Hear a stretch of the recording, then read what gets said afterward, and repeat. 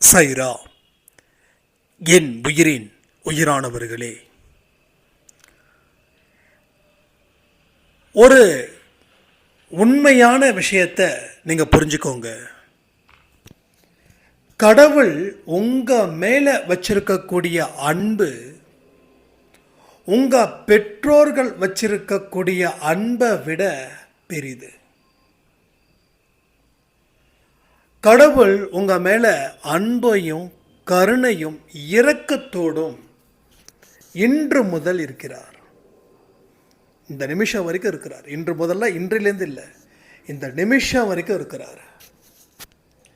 நம்ம எவ்வளவோ தப்புகள் செஞ்சாலும் மன்னிக்கிறவரா அவர் இருக்கிறாரு.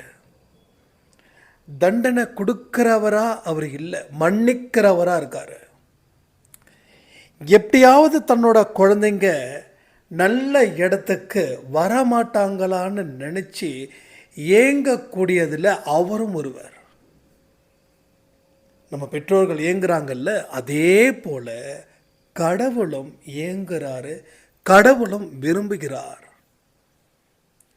அப்போ நாம் எந்த பயமும் இல்லாமல் உண்மையான மனிதர்களாக நம்ம வாழணும் தானே. அப்போ உண்மையான மனிதர்களாக வாழும்போது தான் கடவுள் மேலும் நம் மீது இரக்கப்படுவார். இப்போ இரக்கமாக இருக்கிறாருன்னா இருக்கிறாரு, ஆனால் அவருடைய இரக்கம் நமக்கு இன்னும் வேணும், இன்னும் 200% வேணும். அந்த 200% பெறுவதற்கு உண்டான வழிகளை தான் நம்ம சாய்க்குடியில் தினந்தோறும் ஒரு விஷயமா பேச போகிறோம். ரொம்ப ஷார்ட்டாக பேச போகிறோம்.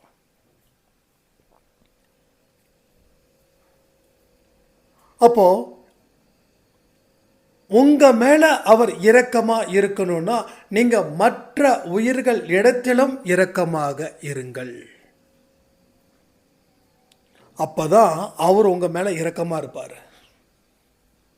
நீங்கள் மற்ற உயிர்கள் இடத்துல இரக்கமாக இருக்கணும். மற்ற உயிர்களுக்கு உங்களால் எந்த அளவுக்கு உதவி செய்ய முடியுமோ அந்த அளவுக்கு ஹெல்ப் பண்ணணும். அந்த ஹெல்பிங் டெண்டன்சி அப்படின்றது ரொம்ப ரொம்ப ரொம்ப இம்பார்ட்டன்ட். எந்த விதமான எக்ஸ்பெக்டேஷனும் இல்லாமல் நீங்கள் மற்றவங்களுக்கு ஹெல்ப் பண்ணணும். நான் இவ்வளோ தூரம் ஹெல்ப் பண்ண, எனக்கு திருப்பி நீங்கள் பண்ணலையேன்னு சொல்லிட்டா அது பேர் உதவி இல்லை. ஸோ உதவின்றது என்னென்னா without any expectation, without any expectation. So இது ரொம்ப முக்கியம். அந்த உதவிகளை நாம் ஒரு காலத்தில் செஞ்சோம்.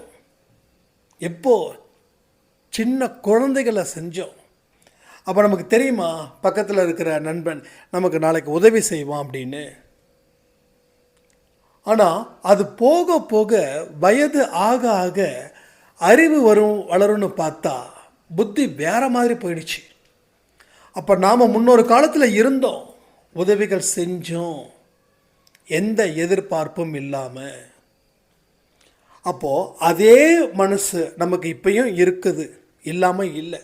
அது கொஞ்சம் மறைஞ்சிருந்துச்சு, இனிமேல் தெளிவாயிடும். ஸோ அந்த மாதிரி மனது படைத்தவர்களாக நாம் ஒரு காலத்தில் இருந்தோம். அதை திருப்பி கொண்டு வாங்கலை. அப்போ யாருக்கு என்ன உதவிகள் வேணாலும் செய்யுங்க. ஆனால் இன்னொரு விஷயமும் இருக்குது. உதவி செய்து அவங்கள சோம்பேறி ஆக்கிடக்கூடாது. இல்லை, நீங்கள் செய்கிற உதவி அந்த உங்ககிட்ட இருந்து உதவி பெறக்கூடிய மனுஷன் இன்னொருத்தவங்களுக்கு உபத்திரம் கொடுத்துடக்கூடாது. அது ரொம்ப முக்கியம். ஸோ உதவி செஞ்சால் புண்ணியம் நினச்சி செய்யாமல் நம்ம செய்யக்கூடிய உதவி சரியான முறையில் அது அவருக்கு போய் சேருதா, அவர் மூலமாக வேற யாருக்காவது பிரச்சனை ஆகிடுமா நம்ம செய்த உதவியை வச்சுன்னு யோசித்து பார்த்து செய்யணும். ஏன்னா அங்கே செஞ்சிட்டோம் அப்படின்னா நீங்கள் ஒரு பாவத்தை செய்கிற மாதிரி. பாவத்தை செய்கிறவங்களுக்கு கடவுள் உங்கள் மேலே இரக்கம் கொள்ள மாட்டார். கண்டிப்பாக இரக்கம் கொள்ள மாட்டார். அதை அடித்து சொல்கிறேன். ஒன்றும் இல்லை, யாரோ ஒருத்தர் கேட்குறாரு உங்ககிட்ட காசு கொடுங்க. நீங்கள் நம்ம அன்பே சாயில் சொல்லியிருக்காங்க கொடுக்கணுன்னு, கொடுத்துடுவோம் அப்படின்னு சொல்லி ஒரு 200 கொடுக்குறீங்க. சரி, சாப்பிட்டு போகட்டும். அண்ணன் நேராக டாஸ்மார்க்கு போகிறாரு, ஃபுல்லாக குடிக்கிறாரு. வீட்டுக்கு வந்து தன் பொண்டாட்டியையும் பிள்ளையையும் வெளுத்து வாங்குறாரு. இப்போ கடவுள் உங்க மேல இறக்கப்படுவாரா? நீங்க காசு கொடுத்ததால தான் அவரோட மனைவியும் அவரோட குழந்தையும் இந்த மிருகத்துக்கிட்ட அடி வாங்குறாங்க. வலிக்காத உங்களுக்கு? அப்ப நீங்க கொடுத்தது எங்க போய் முடியுது?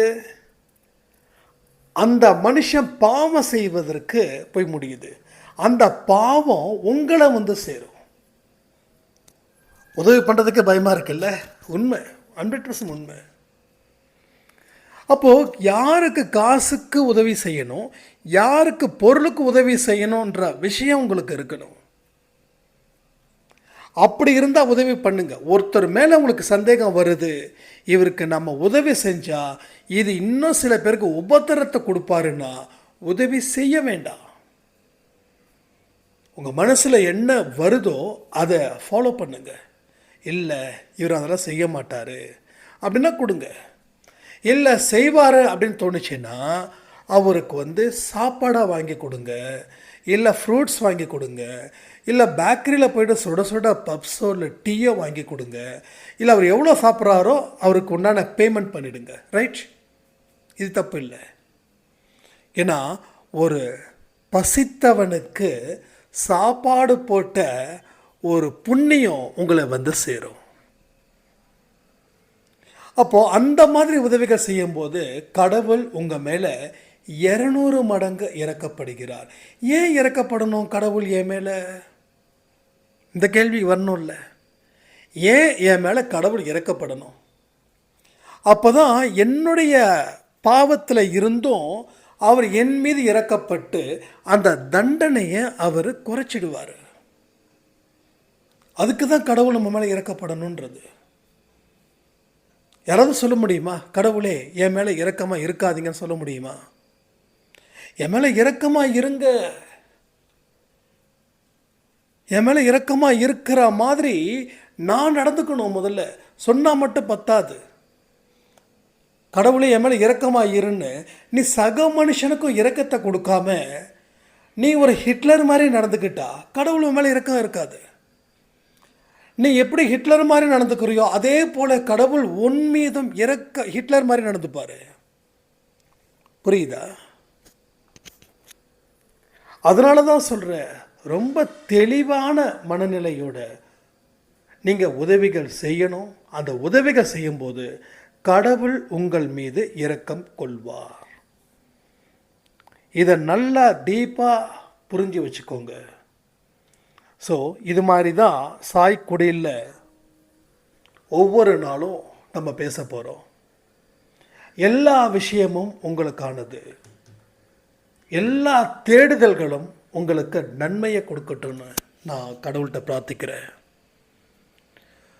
ஒவ்வொரு நொடி பொழுதும் கடவுள் உங்களுடனே இருக்கட்டும்.